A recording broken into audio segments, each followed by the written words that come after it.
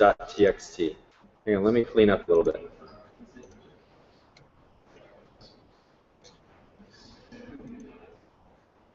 So now this words.txt is the same file, but it's stored on HDFS in this path. Is there anybody who is following along that has questions or comments about the HDFS file system?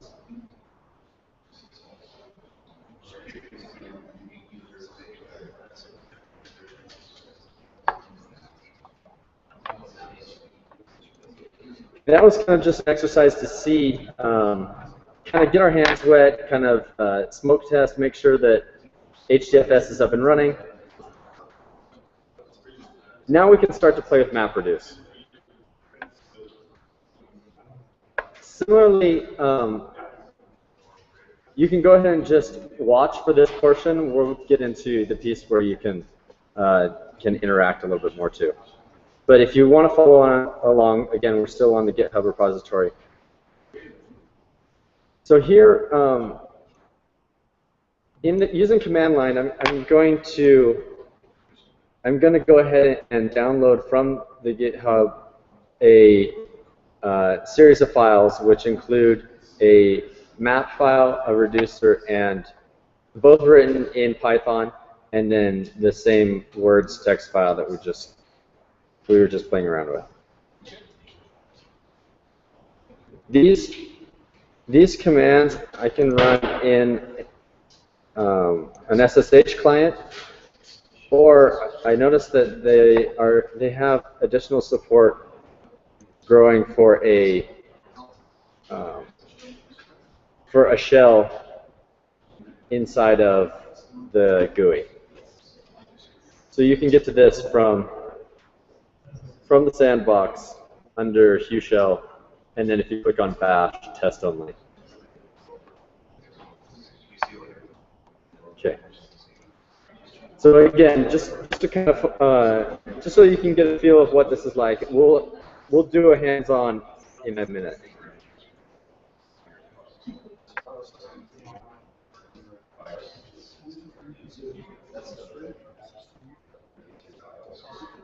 So here, for example, I'm in the HD user, and I'm going to go ahead and download these files from GitHub. So I'll get the mapper, and the reducer, and the words.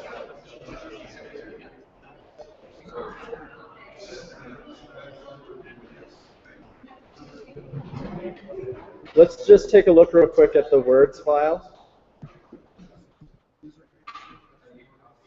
Words.txt is the same file as before. It just has a few words, for example.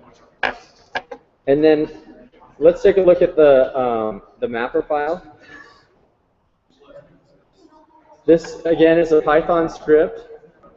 And what it's going to do is it's going to read in each line, and it's going to split those lines into words. And then for each word, it's going to print out the word and a number 1. So it's a very trivial, just identifying all the words in my text. So since we're playing around with MapReduce, we can go ahead and just start with making sure our mapper and our reducer work. To do that, what I need to do is I need to make my mapper executable. So I can go ahead and just change the mode to executable for both mapper and the reducer. And then I can pass in my text file or a list of words into the mapper and to observe it to make sure that it's working the way I anticipate. I find that this type of debugging is helpful because then it kind of decouples from the complexity of parallel processing in Hadoop, and you can debug your scripts themselves. Oh shoot! Yeah, how do you do that? I don't know. I don't know how to do it. So maybe making the text bigger with bolding it. find the text just because it's pretty hard to read. Oh yeah, yeah. Okay, let me try.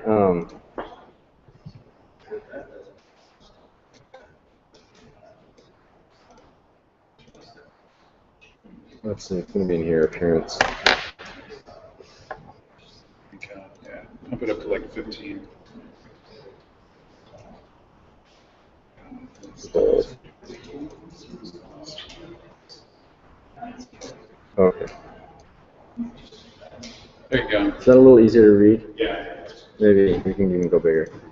Is that better, guys? A little more readable. Yeah. Yeah. Sweet.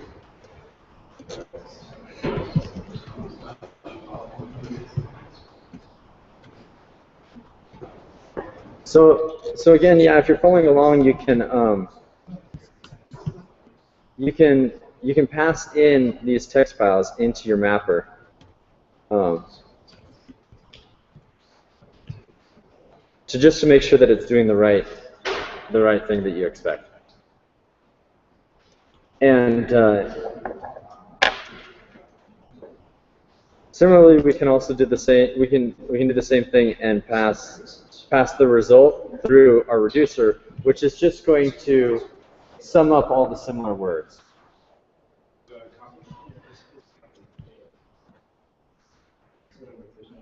Kind of. There's a white space on foo, yeah. So and one on, yeah. There's. Which is a good thing that we tested this, right? Before we ran it on our whatever cluster.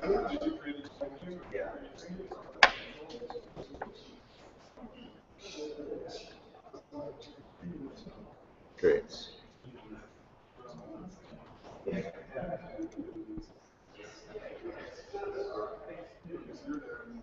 So if you're following along to this point, you've been able to look at a map and reduce function in Python and run it in the command line locally on that single node. What we want to do is we want to harness the power of Hadoop and the file HDFS to take advantage of the distributed computing function, possibilities, and run this MapReduce job in parallel. So here is the command line option for running MapReduce. Basically, what it's going to do is it's calling the Hadoop program, and it's utilizing Hadoop streaming, that jar, for processing the Python mapper and the Python reducer on the input file, or you can use a directory of files, where the output is going to be stored to this location.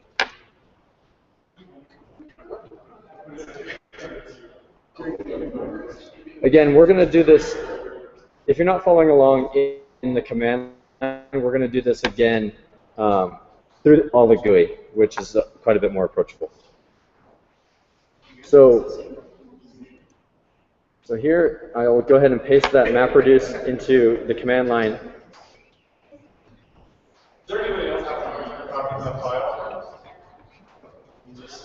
Yeah, feel free to raise your hand if you have questions and you want to do this. We was one mistake that Oh, you're going to make the directory. put it on the queue for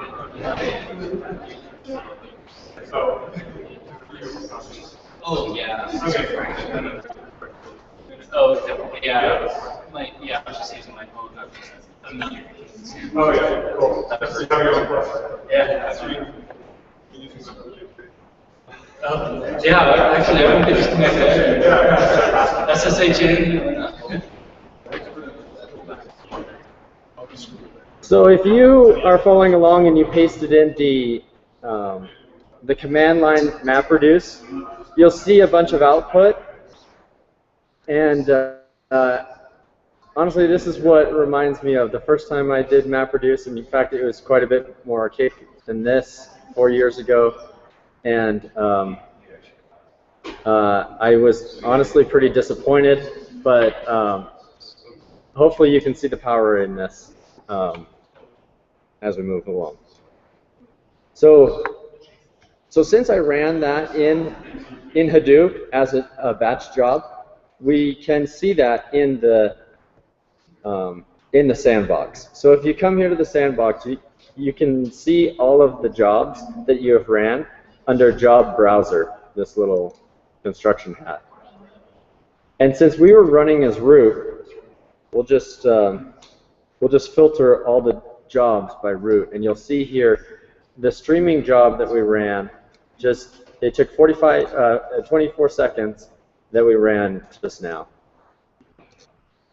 And this neat little utility kind of helps summarize a lot of the text that comes out into here into a way that you can manage and understand your jobs.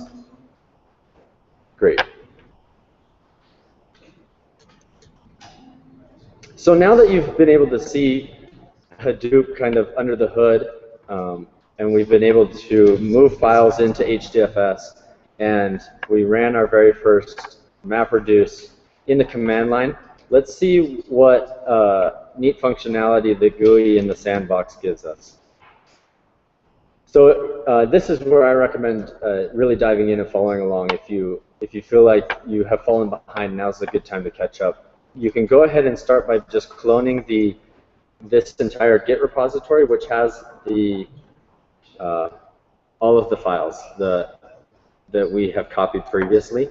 And if you don't have a SSH client like before, you can go ahead and just go to the sandbox itself and come in here into bash. And we're running as user Hugh, but let's go ahead and change to root just because I don't know what permissions Hugh has. And there's my password, Hadoop. And let's just move to here. I'm just changing directories into home HDFS, where currently I don't have anything saved. So I can go ahead and paste that command, which from the Git repository will just clone the entire repository, since Git comes pre-installed on this sandbox. So that will go ahead and bring down all of the files, including the MapReduce that we just did.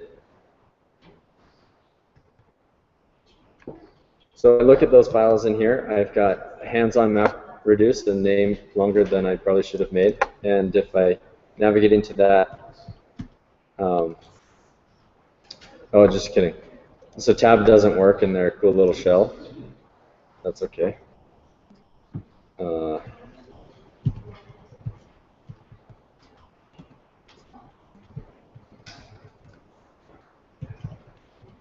Okay.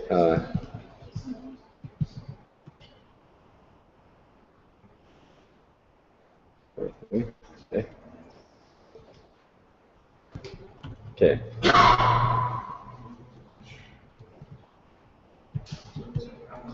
So here we have the mapper and the reducer and the words.txt. So let's go ahead and run the MapReduce job just like we did in command line, but let's use the GUI itself. So if you're following along and you've been able to get this far, you have the files and everything you need. Let's go ahead and open up the job designer.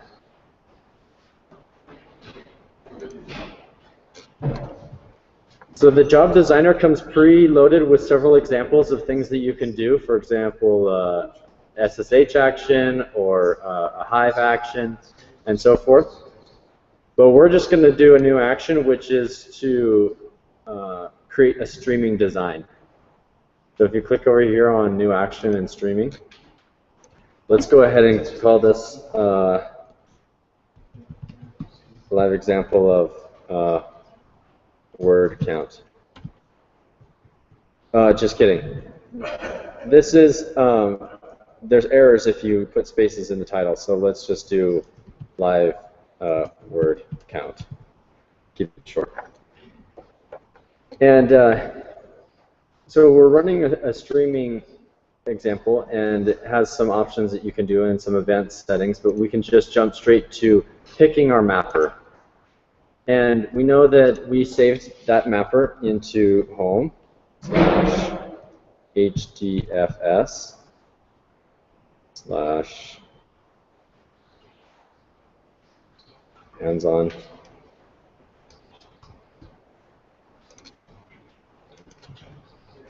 MapReduce, oops, / mapper.py.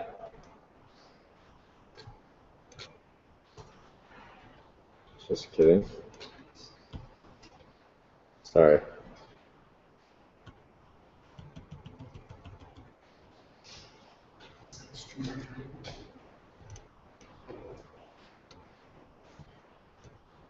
HDFS, hands-on MapReduce, mapper.py.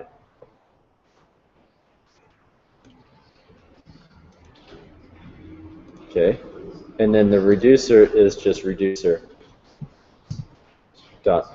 in the same location. So that defines our MapReduce, and then we need to add the properties, which are also described here in the tutorial. One property name is MapRed output.dir, and the other property is the input directory.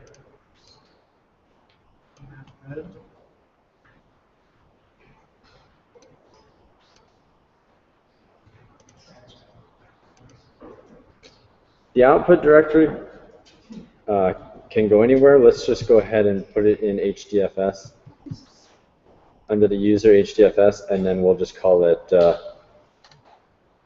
live word count output.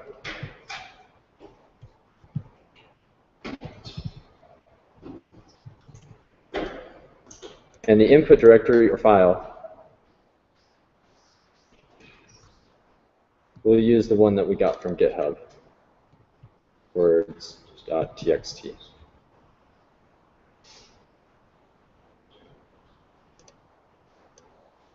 I think without parameter, yes, that's applied. Oh, you have to? Yeah. Okay. So we believe this actually has to be a directory. So let's go ahead and, there's another thing we have to do too. So we'll put all of our words, all the files that contain words in a directory called words.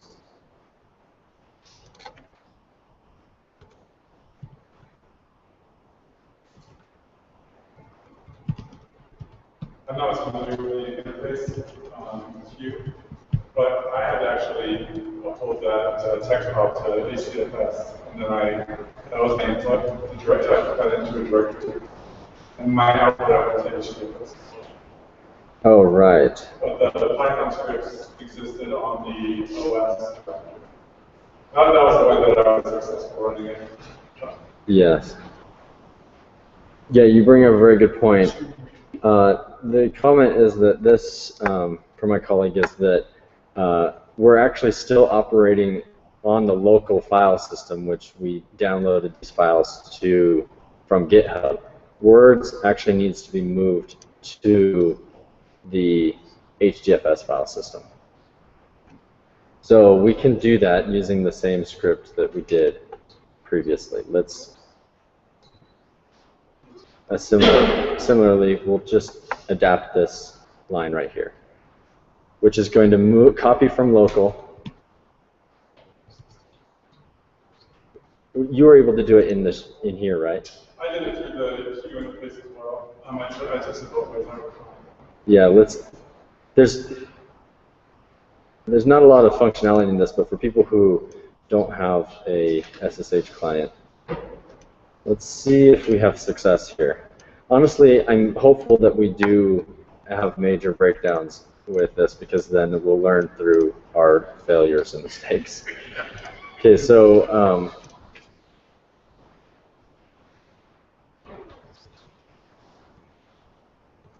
so I have a Words text file in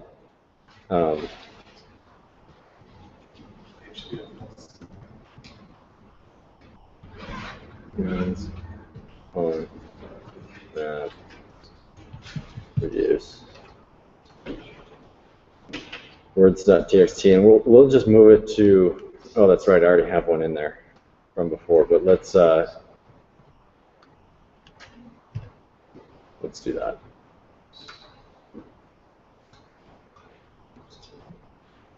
As it's warning us, there is an improved way of doing this, but it should still work. Okay, so if that worked correctly, we should be able to see in the file browser on HDFS words 2. So under user HDFS, here's our words 2 file, the one that we got from GitHub. So now our input directory, or can it be a file? I think it can be a file.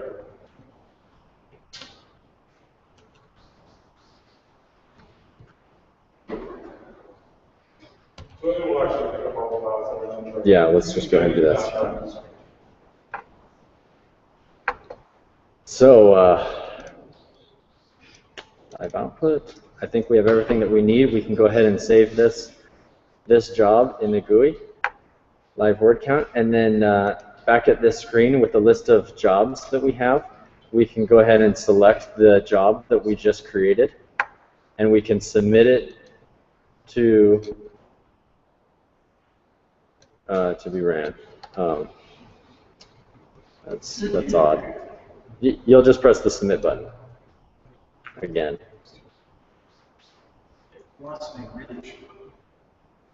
Say that again? It wants to make really sure. Yeah, I want to make sure you really want to do this. So once you've submitted that job, you can see a workflow view or dashboard of that job and its progress. And if we're lucky, it'll break and we get to have a learning experience.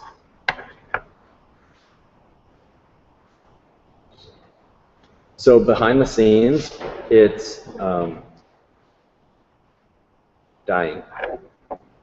In this case, it gave us the error that input path does not exist, home HDFS. And that's because home is, I was mistakenly pointing to the local file system, but really this file, remember, is on HDFS, so it should say user. So let's go ahead and go back to our job designer. And if you're following along, you can click here to edit the job that we just created. And you scroll down to the input path and change this to user. User so that it matches the path as recognized by the Hadoop file system. It's already created down in charge of two. This might want to go. Yeah, as my colleague mentioned too, that there's a good chance that if it got far enough along in the job itself, it would have created this directory. Oh, but it also would have had a problem here. So we'll go ahead and have the outputs save right back out to Hadoop. So notice the difference that these are accessing the local system itself, and then this is accessing which is defined in this case, because we're running that similar. Okay. Let's save this, and fingers crossed that it's going to break again and we get another neat learning experience.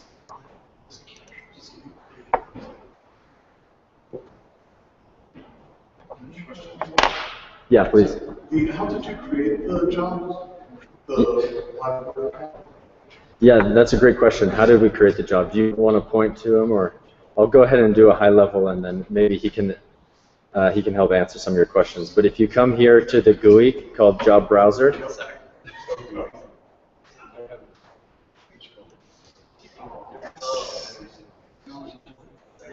and when under not Job Browser, Job Designer, and when you're under Job Designer, click on New Action and stream.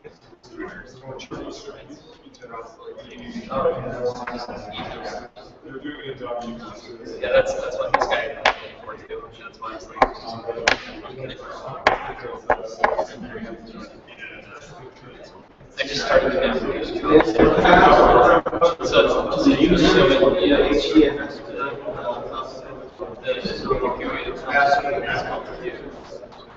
Oh, should those be user 2? No, those are just on the local. So we can just say home. Yeah.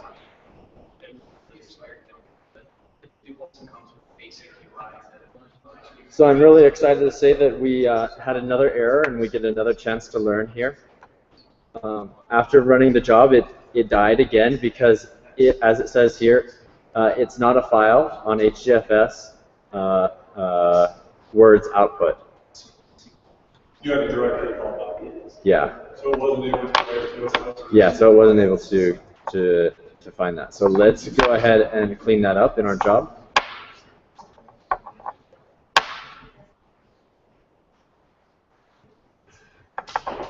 Word counts.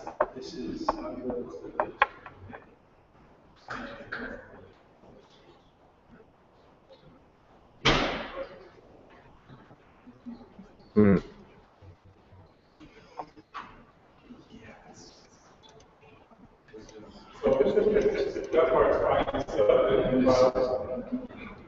This one, so we just need to go to the browser.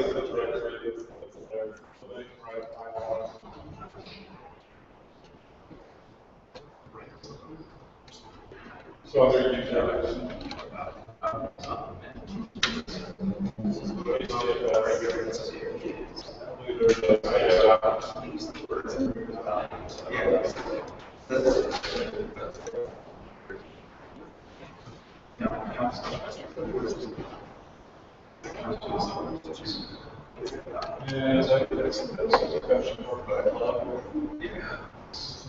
I probably wouldn't write to the same directory. Yeah. Yeah, let's okay, bear with me for a second. That's a very good suggestion. In this case, let's not write from the same file that we're reading from for HDFS for all these files. So if we go ahead and just create a new directory here, and let's make it.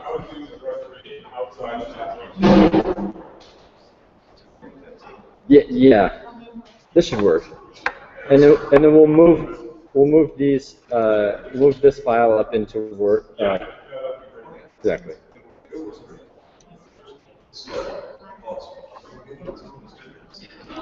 User HTTPS with.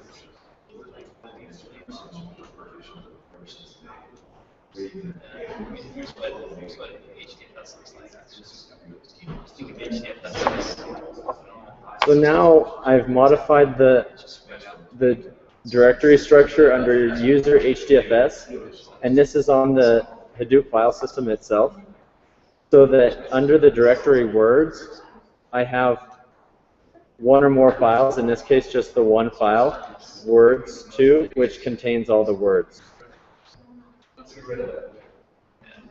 So now if we go back to Job Designer, and we edit the job that we were just playing around with, that we've had a few errors with, we can now change the input directory to the Hadoop path user HDFS words, and it'll pick up all the files in that directory. And our output, which it'll create on its own, is a live word count output directory.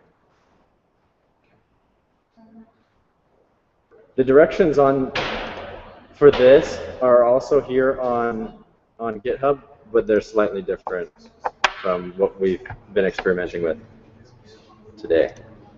So let's go ahead and submit the job that we've toyed around with now. Again, it's scheduling the job and running.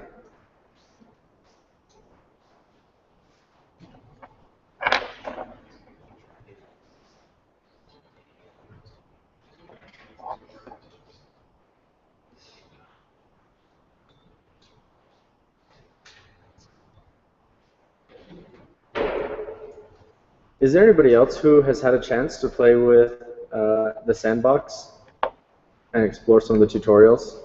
I do highly recommend it. I think that it's a great way for getting your hands dirty with this. And the example that I chose to give today of the MapReduce, I haven't found a good tutorial on it. So hopefully you feel like you're getting something new. But I do recommend that now that you have the Sandbox installed and it is a fully functioning Hadoop single node cluster file system, right?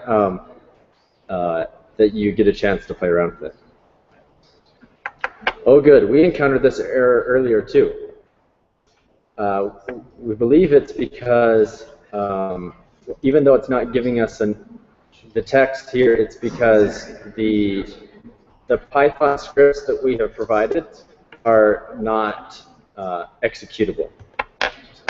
So let's go ahead and see if we can change those executable scripts in the bash again.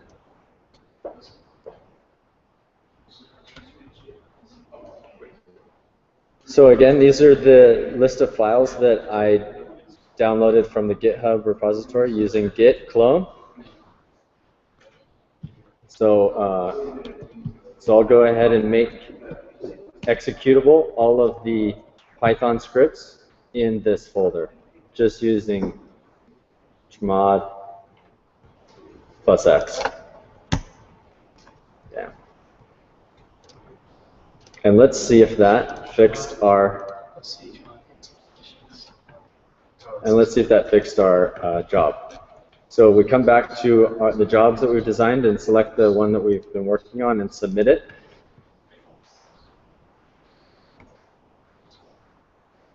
You'll see here several other neat features that you can explore about your job, but I'll leave that to your own curiosity. Great. You'll find that this occurs again and again when you forget to delete your output directory. And so the last time we ran it, it got far enough along that that folder exists on the file on the HDFS. So you can either delete that or go ahead and just change the output path so that it'll create a new folder. We'll just change that to output 2 for our second try. Save and submit that job. Can anything else possibly go wrong?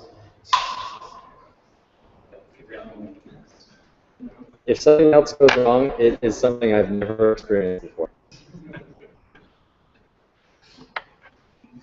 These are really topical.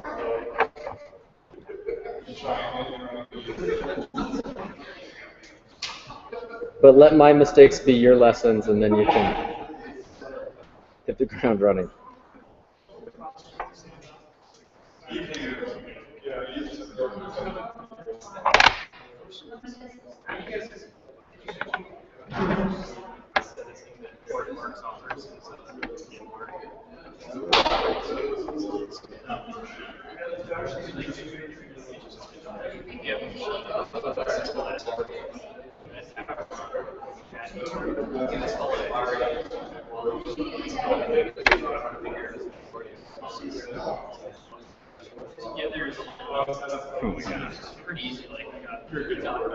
I don't know what this last one is.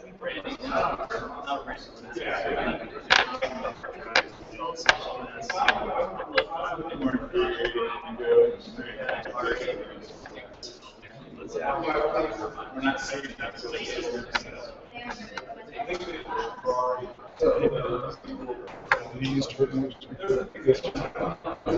Yesterday? Yeah. Yeah. That's pretty good. It's like you plus the Yeah, dude, yeah.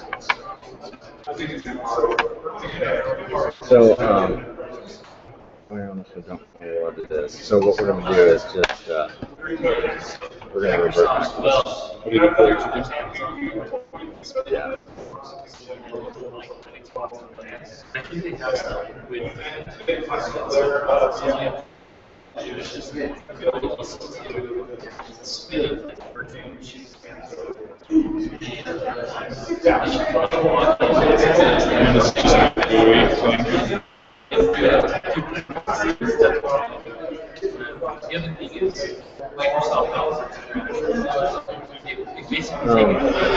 Click in on that eyeball and see the To give you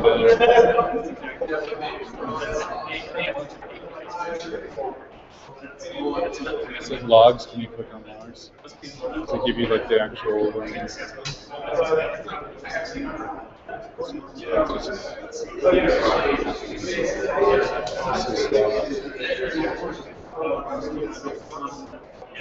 we don't even get this. Yeah. Probably it. I think more jobs just go bad too. Oh, they do. So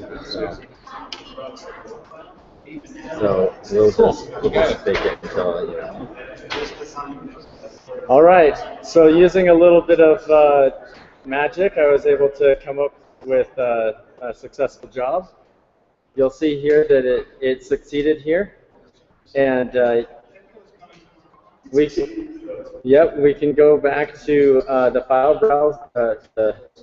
browser itself and navigate to where we anticipated the output to be under user HDFS.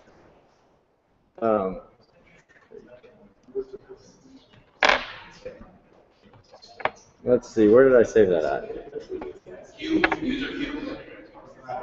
Oh, did I?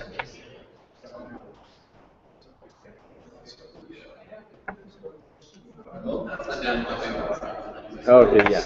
Yeah, I did a little bit of, yeah. Yeah, I did a little bit of presenter magic and switched the output on you to actually Q words output GUI. And under this directory, for your Hadoop cluster, you'll see results for each one of your worker nodes. Since we only have one node running, and here, for example, we have all the results. So any questions so far? We having fun? Way to go! Pat yourself on the back. Good job, team here in the front. Find your results set. You're right there. It's like you're on the heels of Google and Graham. Yeah. So was just your finance in there that had more success. You can MapReduce the job, create that file. Yeah, it does. Exactly. Or you just get a success. You'll have to explore that. Yeah. Yeah, there's different settings. Yeah. Great. Any other successes or questions? What about the back table? Were you able to follow along a little bit?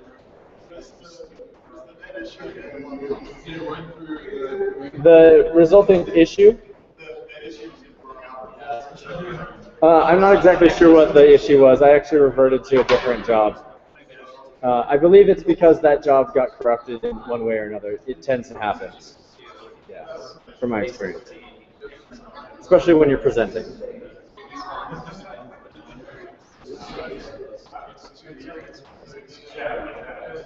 So who got it to run successfully?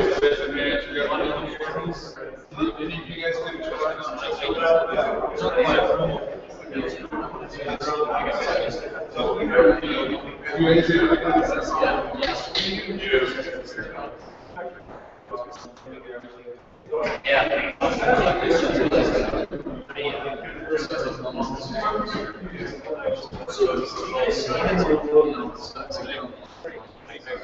I read their website.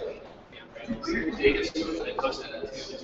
I spun up a really cheap box. How much $4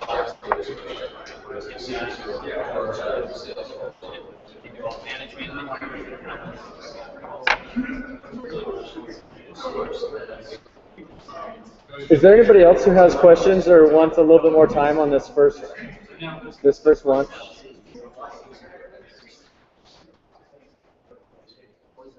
Raise your hand if you have any questions. Yeah. I'm missing a fundamental concept. What is HDFS versus regular? The local file system. That's a fantastic question. Yeah, and is there anybody that would like to answer that? It feels. I just wanted to open it up to the floor. Anybody who would like to explain the difference between just a local Linux file system and HDFS? I mean, I can give it a shot. So, like, local file system. This is like MapReduce Job, right? HDFS is kind of it's abstracted and it's a bunch of and so it's like what they do is they take all the data and they kind of split it all between the different nodes. So like the account split. Okay, so similar to NFS, but more multi-access. Fantastic. Thank you so much for your involvement. So now that everybody's been able to kind of get their feet wet and realize that that this totally is doable and fun and maybe rewarding, the complexity actually goes off the cliff. And what I want to do is make sure that we have enough time for this individual discussion to continue, and we can even kind of intermingle and have some time to discuss our projects. So before I turn the time back over to David, I want to talk about how you can transition from a local system onto Amazon and take advantage of the scalability.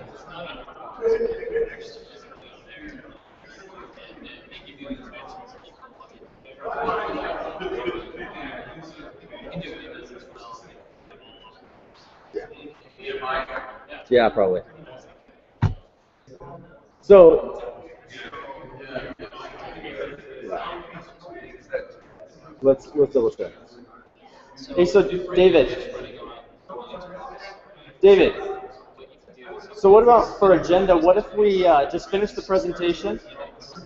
What if we finish the presentation and then let's divide and conquer and kind of do some intermingling and discuss the projects. And we'll catch everybody back to speed. Okay. Great.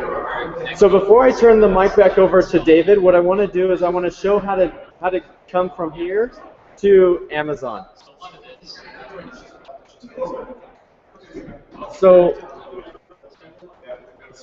what we have next is on the GitHub repository, I have the actual MapReduce functions that I ran for the winning competition results. So here is a map and a reduce, again written in Python.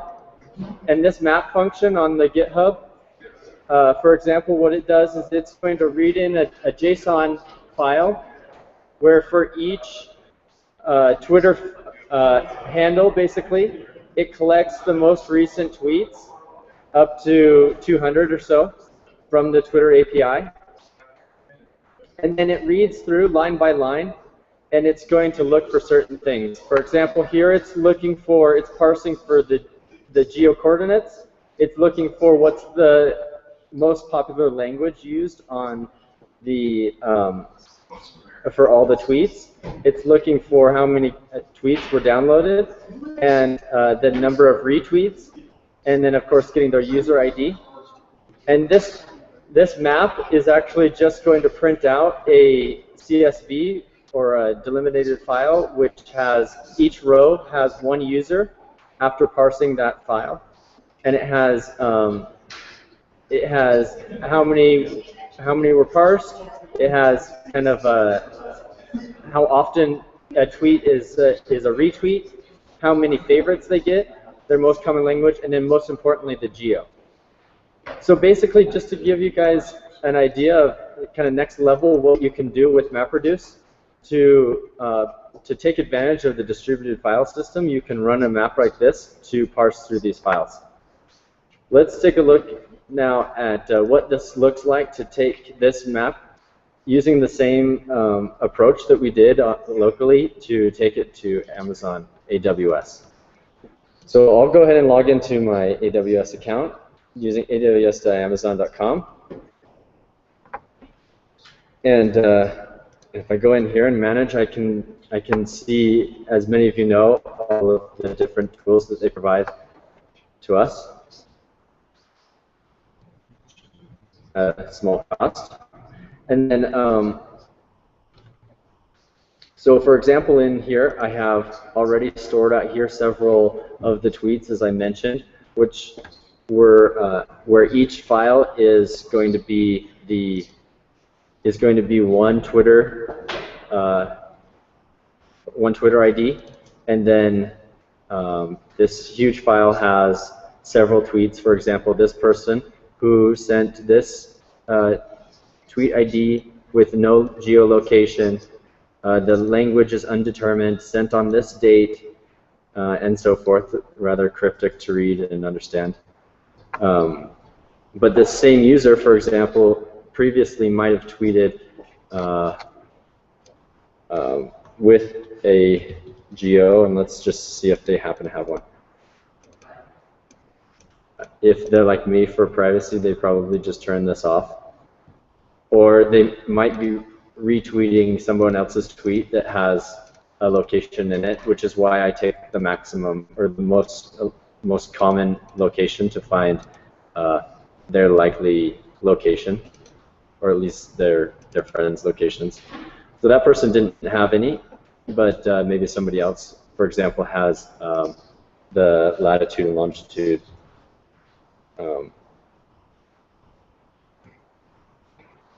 And I'm not sure exactly what the format is, but you kind of get the idea that if you could come through some complex data like this and you were able to parse through it, this is one of the examples of how you could take advantage of the distributed file system and the computing engine of the Hadoop framework to scale horizontally to pick out key pieces of data. So now that we have all of our tweets or our data set stored in S3 instead of HDFS, so it's just all stored in S3, and in this case it's stored in one of two buckets, all of the tweets here, which ended up being close to 100 gigs, or just a subsample of them, which we'll run today. So now I can go and set up the MapReduce job just like we did locally using the map and reduce functions that I just showed you. So if we go into all of the Amazon services, they have a service called Elastic MapReduce, which is a managed Hadoop framework. And the first thing you'll see is a list of all of the clusters that I've created recently or have used. And one of the ones that I was setting up for us is this cluster for running the MapReduce on those tweets. So I'll go ahead and clone this job, and I'll include all the steps. Otherwise, what you would do is you would just start at this screen by creating a new cluster, and you would define the name. So I would create the name here. One of the features that they have is termination protection, so that you don't accidentally shut off your server, because what we're going to do on Amazon is we're actually going to provision all of these servers and all these nodes, and it's going to set up the Hadoop cluster for us, and then at the end it'll close it down for us if we want. We can set up logging so that we know and understand a little bit better what's happening behind the scenes, and this I'll just store back onto the S3 under a bucket and a folder called logs. And this is actually very well documented, so you'll be able to find detailed instructions on how to do this. But for the sake of understanding how this scales from just even a one node on the Sandbox to something very powerful. And so we'll go ahead and take their Hadoop distribution using just the Amazon AMI version of Hadoop, the latest version of Hadoop. And you can also add on additional things like Hive and Pig, but since we're just doing MapReduce, that's just fine. And then you can pick the network and the location so that it's located in a region that you like. For example, I keep my region close to my end users, but also close to where the data itself resides, so that I'm not paying for a cost of transferring data from that 100 gigs of data in tweets from one side of the country to the other. Even if it is Amazon, they still will charge unless you're close, or you're in the same zone. And then here you can go ahead and pick your cluster, and you can choose using the prices that they post, the size of cluster, and here for the master I can just choose a generic one master to control the cluster, and I can choose as many as my account will allow worker nodes or data nodes, and the price is according to my selection, and ultimately my performance is relative. Yeah. How do core and task translate to those both worker data nodes on? Yeah, that's a great question. I don't know what task does, honestly. Is there anybody else in the audience who might know what the difference between task and core do? I was wondering if maybe it's what they, how they call edge nodes and some of the clusters where they aren't data nodes, but they kind of run services. But I don't know why you.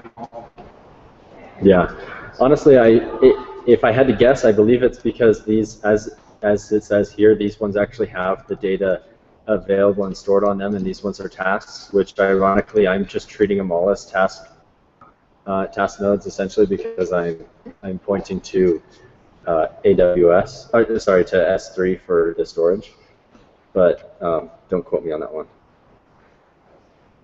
So I go ahead and pick my security credentials so that if I choose, I can log into those machines, which isn't necessary, and some bootstrap actions, and then basically my steps. And this, you'll notice, is going to be exactly the same as what we, or fundamentally the same as what we just did on the Sandbox. So when you're creating this the first time, you'll click Create, and you'll choose a streaming program, just like how we did before, and you'll choose an action, which can all be defined also here in the Edit. So once I have picked a streaming program and I've given it a name, I can select my map, my Python map script, just like before, and in this case my script is stored on S3, and it's the one that I showed you, and also my reduce function. And I pick in this case we're just going to pick the sample because hopefully it'll finish by the time David's done with his portion of the remainder of the discussion before we break off. And then I'll just go ahead and save it in output, and just to make sure that that folder is unique, I'm going to just call it live. So if I like the job and I'm okay with the settings, my last setting is just to automatically terminate the cluster when all the steps are done. Otherwise, I can just leave my cluster running and I can continue to submit jobs ad hoc. But if I create this cluster, what it's going to do is it's going to redirect me to a dashboard where I will see it provisioning those servers and kicking off my job immediately out in the U.S. West.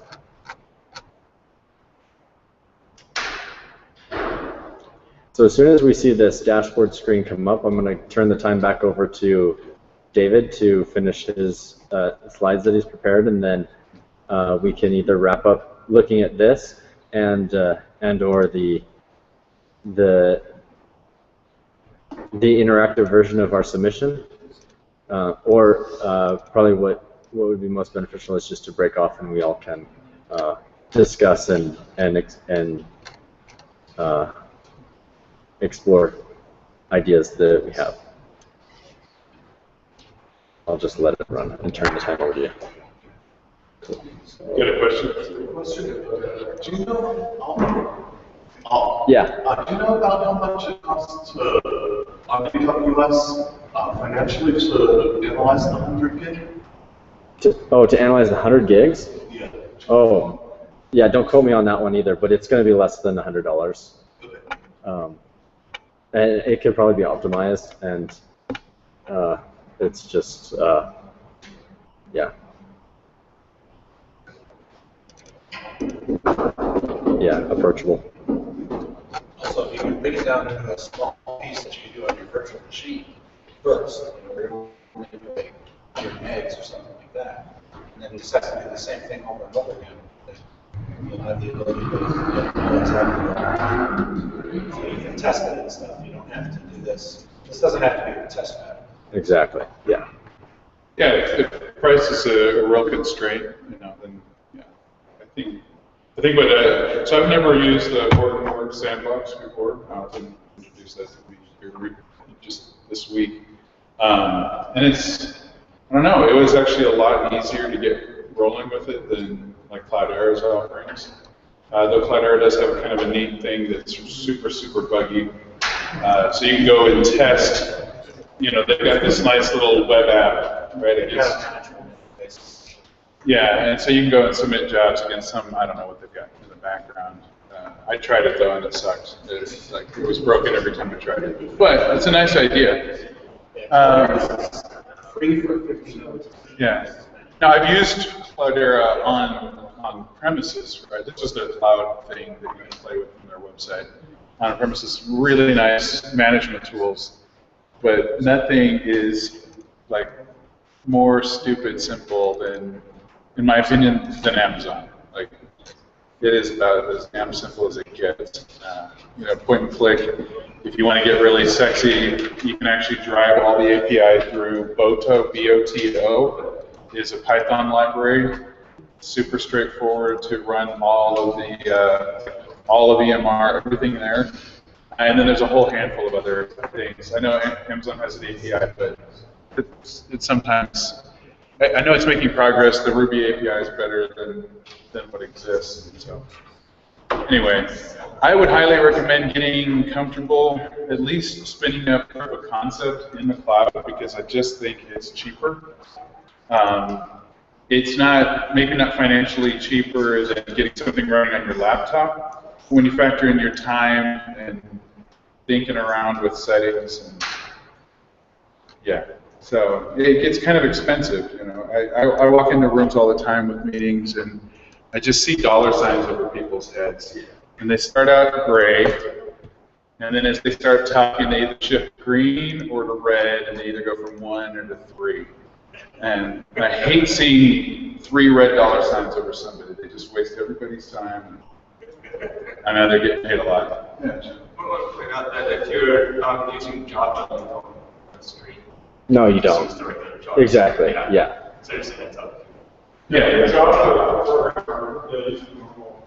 But getting started, Python's a really nice way to get started with it, because you can also just run the mapper on it and test it. It's working the way you should work. Yeah. Well, but even if you're doing that, even if you're a Java programmer, I can't see a very legitimate reason for anybody to be hand coding MapReduce. Like, even if you are a Java programmer, you should, I mean, at least you should be writing pig scripts. There's just no, like, the cognitive load of writing, like, hand coding MapReduce doesn't ever back out. I've never met a single person who could justify, like, hand coding MapReduce. You can tune anything you want with all kinds of different settings, and I don't know. I just feel like it's an academic exercise. So pig is the duct tape of big data. If you want to get that crunchy, go find pig, and it's not that hard to work with, and it's pretty easy to use. Or use Python or some other abstraction that you're comfortable with. I'll add to that, if you're a SQL person and you're used to that, use Hive. Yeah. It's very simple. Yeah, It's a lot simpler. It'd be hard pressed to find a problem that you can't solve in Hive. It really hard pressed. Yeah. Right? I mean, I tried actually. Right. Yeah. It may take thinking carefully, like writing an optimized query in SQL requires it. You know. Yeah. So go ahead. It's a question might be a little further than this. So to use those tools, so I use MapReduce, you're getting just some log files, which is some data out there that you have to mine and massage before you get to it or whatever. So you're loading it all on HDFS. You have to write specific, or do one of these tools do those mappings for you? So that's a great question. The question is, you've got all these big, nasty files, semi-structured or almost unstructured text files up in that you've got on HDFS now, and you're crunching through them. You're going to run a MapReduce, and you hope to get some results set out of them. What do you do with that, or how do you get that doing? Use Hive, right? Like, get the data in there. If you have something that's semi-structured in nature that you can think of, or if it's good old-fashioned CSV, still use Hive. It's great. It's fantastic. If it's not that structured, still use Hive. Do the best you can to figure out how to map the data in HDFS to some kind of abstraction that you can use. And the principle there is you ain't going to need it, right? So you don't have to crunch through a terabyte of data looking for something to crunch through. Have a problem on hand and try and find the answer to that problem. You know, like tweets, look for mentions of words, look for word count. Yeah, look for location. You can do all kinds of things, but for instance, the kind of the select all notion that a lot of times we do in the SQL world, we're like, I don't know what it is, select all, boom. It's often a really bad idea.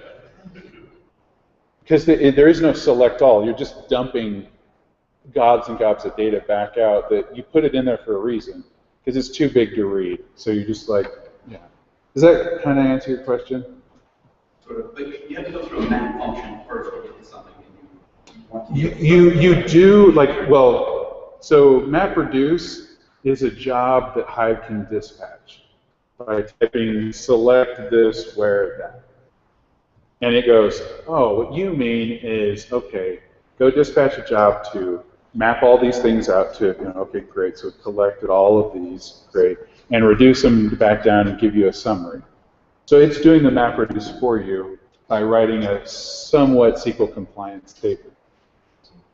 It's under the covers. It's doing the map. Yeah, it is under the covers. So for S3, does it expose pig in Hive?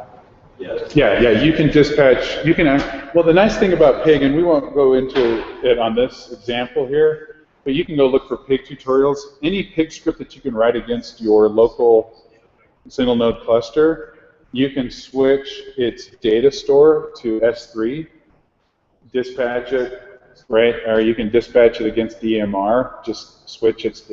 So pig's really nice that way, right? And so if you really do want to think through the map and reduce functions, pig is a great route to go, because it's still a level of abstraction that makes a lot of sense. Right, and you didn't go the Hive route with some structure of the data, then you can have a pig switch. Just look at that structure, and so you basically have all of those structures defined for you. Pig switch. You don't have to kind of go back and remap it.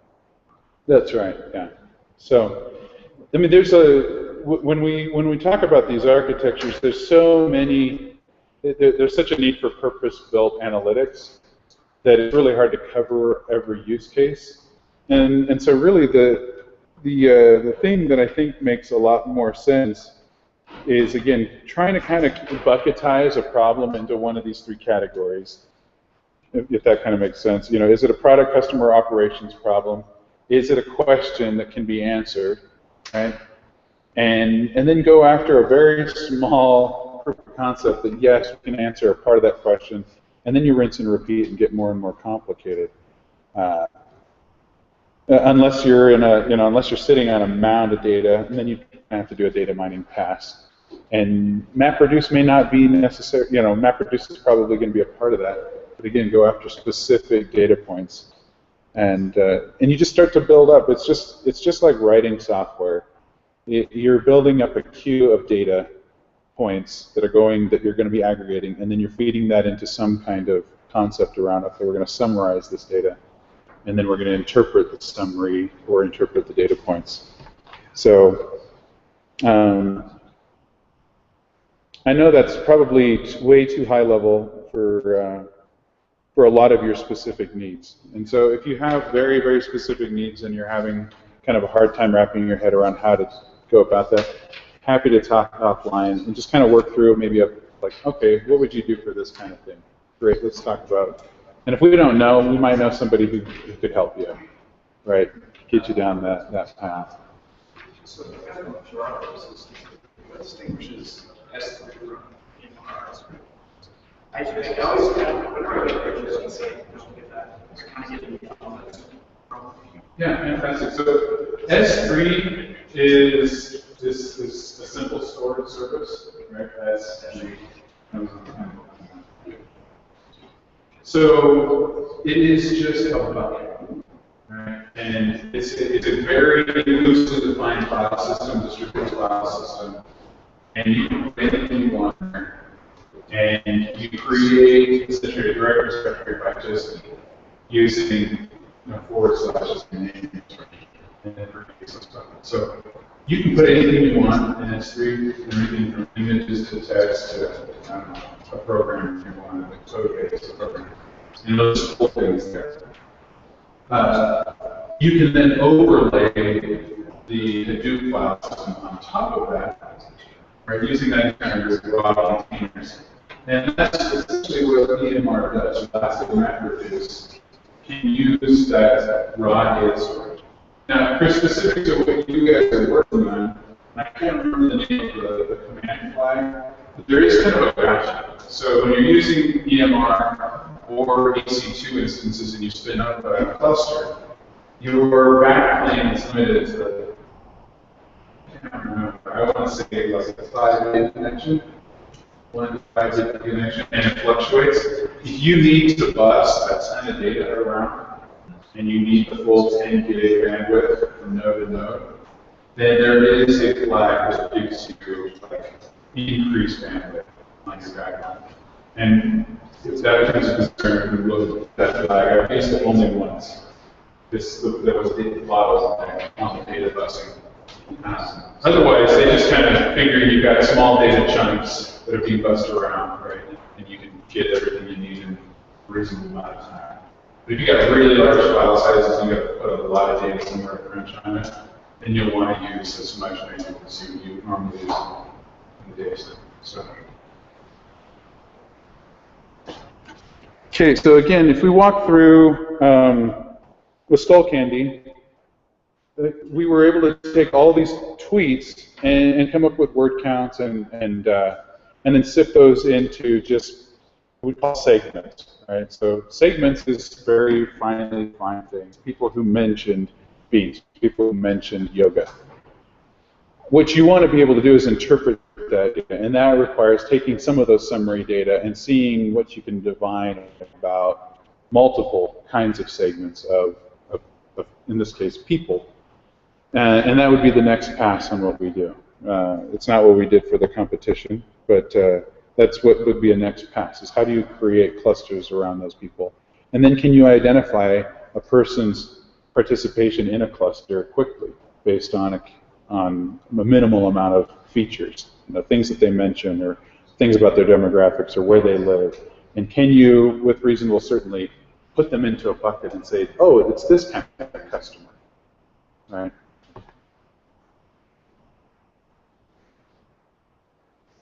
Let's see, so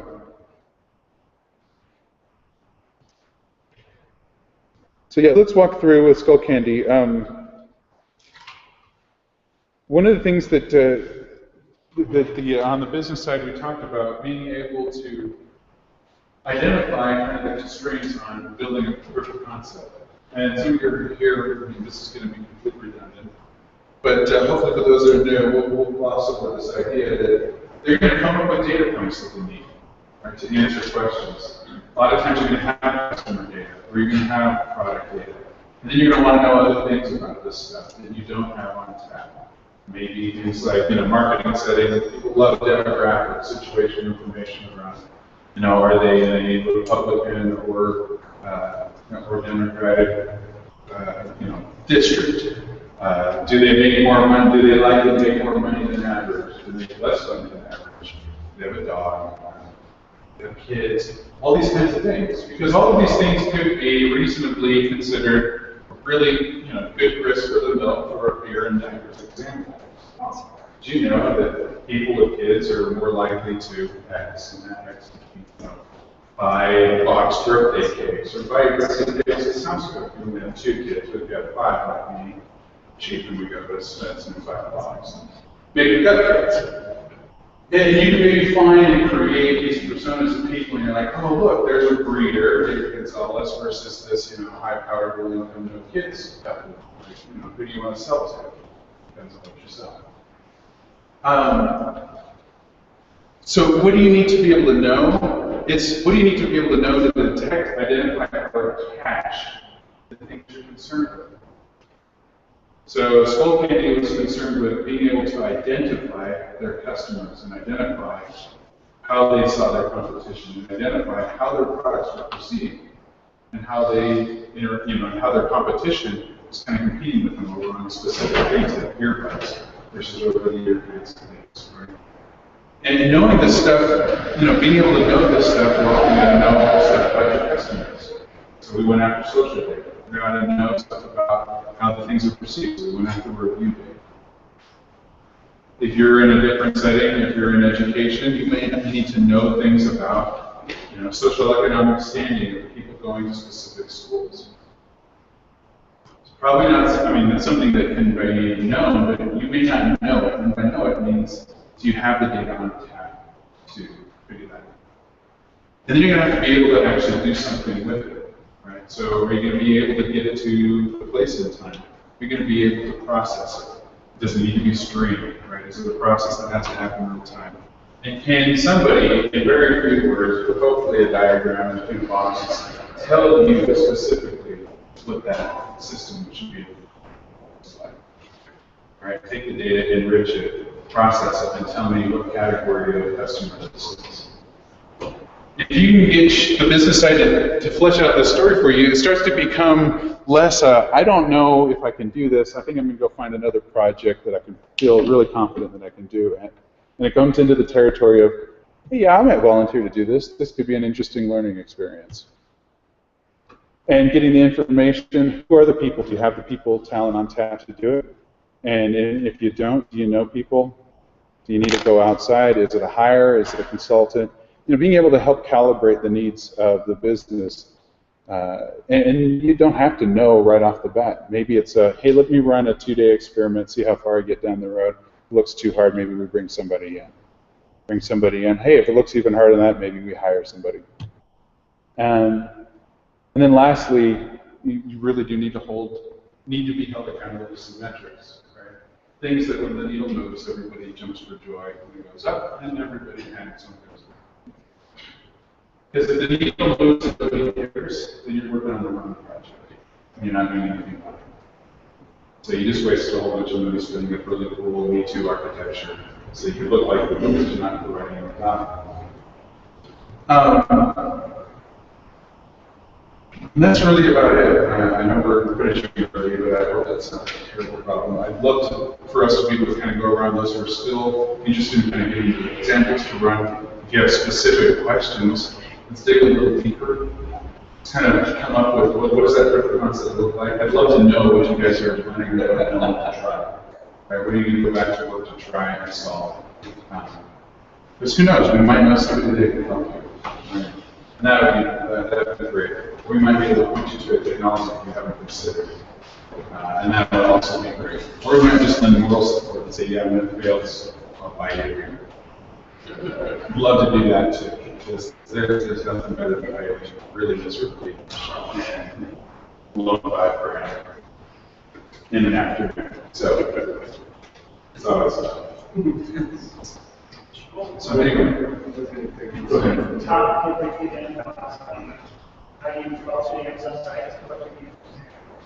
Sorry, Can you go over briefly how you were on Amazon site to put reviews in? Oh yeah, like how to get the Amazon reviews. Yeah. So that was kind of neat, right? That we've got pretty scrappy and resourceful. So Amazon has an advertising, an advertisers, and advertisers. What is it? I never know what they actually mean. They actually have an API for advertising, right, and marketing. So, for instance, Skullcandy, right? One of the things that was really cool is Skullcandy does not really want people to buy stuff on Amazon, of course, right? Because then you have to pay Amazon as a retailer. But their stuff is so easy to find on Amazon because they do such a great job the metadata on their products. Like everything's in the right category. For instance, Sony, you might find earphones under like headphones, and you can find a lot of Sony headphones under things as esoteric as like stereo equipment. And so that's akin to merchandising. Like you go to a retail outlet, like where are the headphones? Well, most of our headphones over here, and we also have some way over here by the television. All right, I'll go over here. So you can always find Skullcandy stuff in the right place. And they have an Amazon ID attached to it. Amazon assigns the site, right? It starts with a B, it's about 9 digits long. So I went and queried down all of the Amazon IDs for searching for Skullcandy headphones, and then just asked for the results of all that. And then we went through all the competitors that Alton was able to find or people linked to on Twitter. So we had a laundry list of about, I think we had in excess of 35 competitors. And we went to look for all of their Amazon IDs, all the products that they merchandise on Amazon. Took that information and then wrote a very simple Python script to go and crawl the page and get the ratings, because the ratings and the text of the review is not open. So you use Python. If you're familiar with Python, there's a great library called Beautiful Soup. In Beautiful Soup, all it likes to do is parse XML type structures, right? HTML is a great example of that. So you can tell that, hey, I want you to give me the data that's between the div tag next to the ID tag labeled this, and I only want maybe the digits that fall in that space. Just go, right? So we were able to grab all of the review data around what that is, just using Beautiful Soup. Does that kind of make sense? Yeah, so where to store it? Store it just in a bucket. Right back on Amazon. Everything goes in Amazon. It's giant junk. It's cheap. I've Great got a question. question. So once you had the reviews, like the 1-star, 2-star, et cetera, and then the The rating. ups and downs votes. Yeah. What type of what did you do with it then? Did you just kind of like aggregate it and say, okay, here are all the 5 stars, and then Just by time, right? That first, if you, in fact, Actually, we can go ahead and show that. Play with the Skullcandy. So for example, this is part of our deliverable for the competition.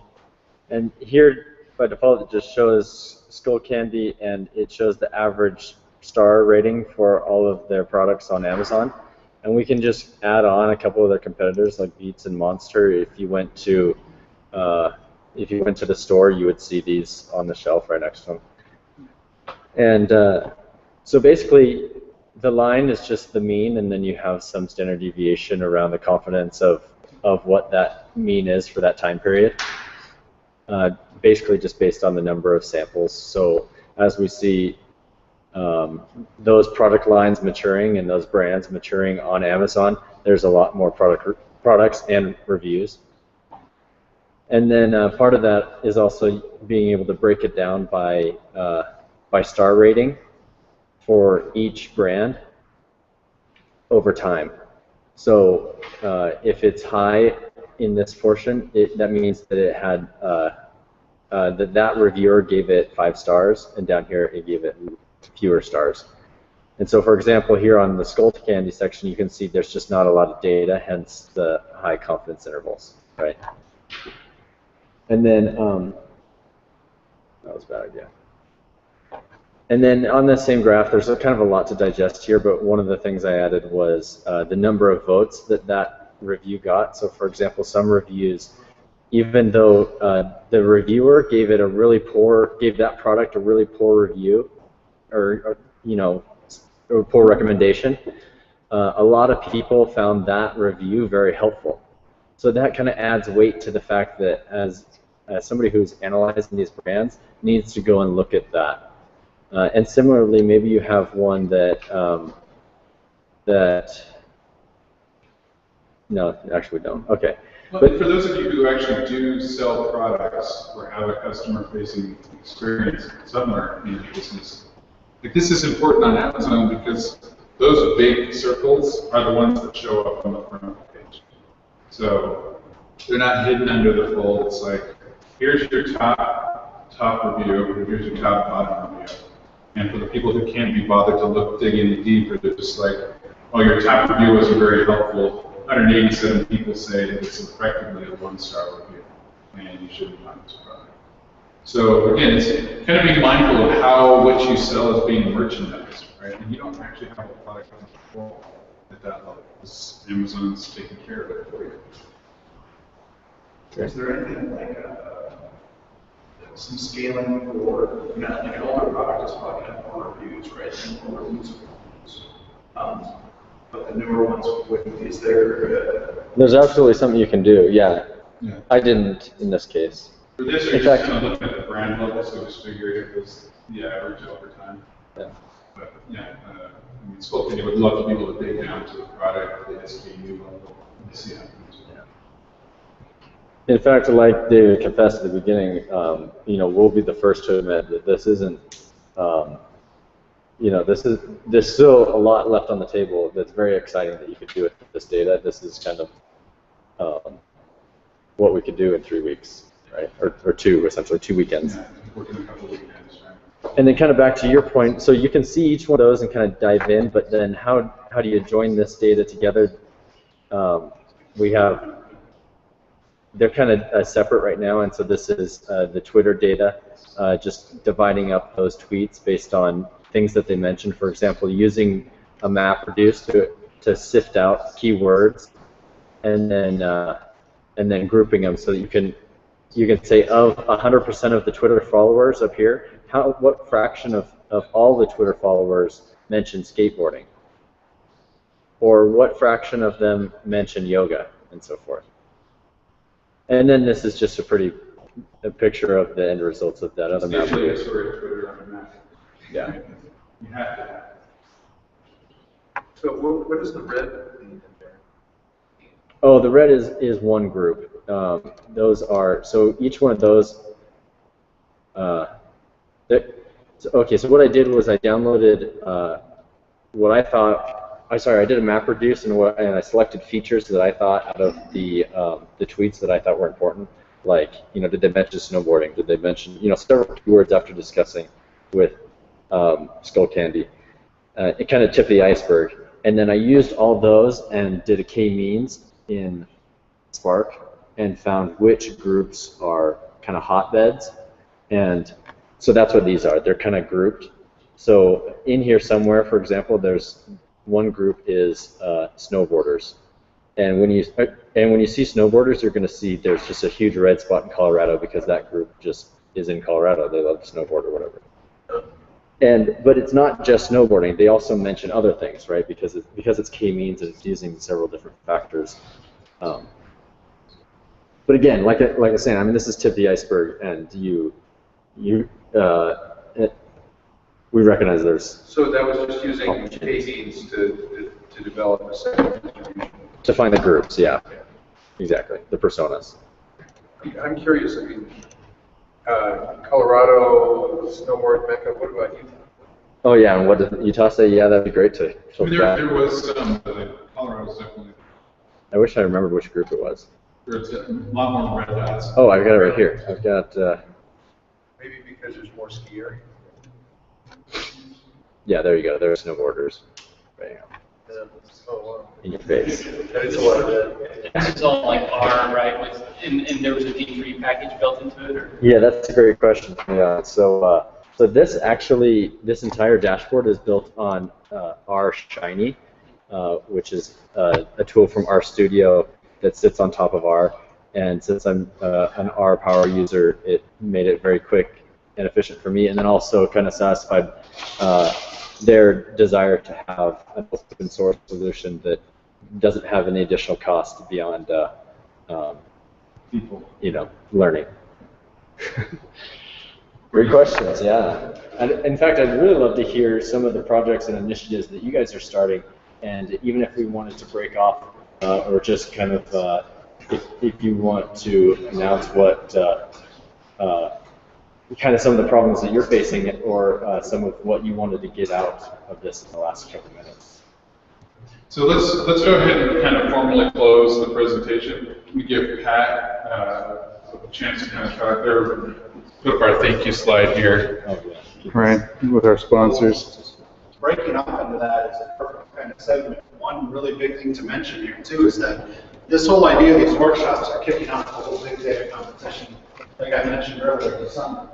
So if you're interested in things like this and your company doesn't want to do something like this, you've got the perfect opportunity over the next couple of months to work on whatever you want.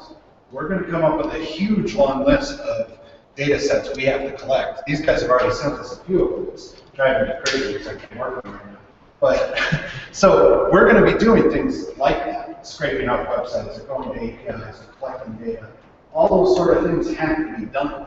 So if this has made you excited about it, here's your perfect opportunity. You know, we're going to give you that opportunity. We're even going to make it easier on you. Because a lot of the times we'll probably give you Amazon space to use and stuff like that to cover all those pieces. So that's why, like I said, definitely be involved in the competition. We call it a competition only because at the end we're actually going to compete. Everything in the next 2 to 3 months is all cooperation. Everybody will be working together to the same end of collecting the need. Okay? So I don't have much else to add after that besides that. The Leonardo, great space. We're going to use this a lot. So I hope everybody can make sure. And then, yeah. Yeah, and you know, Allegiance, you guys give. Yeah. You guys already give a spiel earlier. Yeah, I did earlier, and you'll see a survey from us tonight, actually. Great.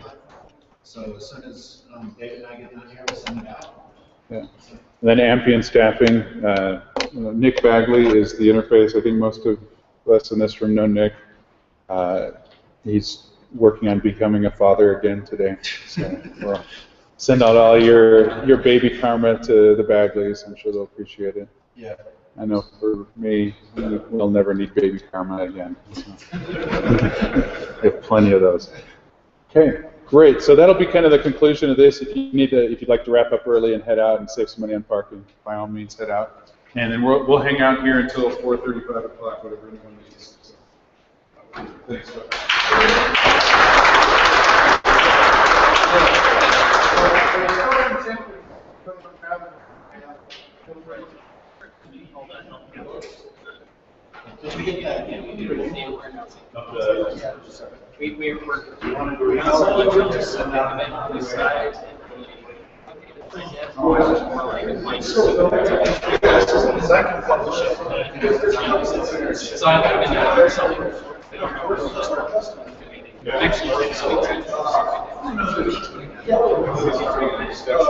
Is anyone here have a survey versus like somebody else response?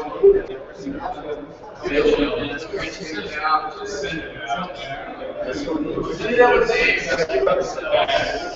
should respond. Waiting for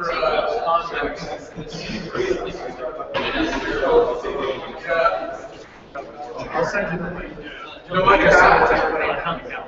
Do it as a test to see who can actually. Or the other side of it. Now you know. Yeah.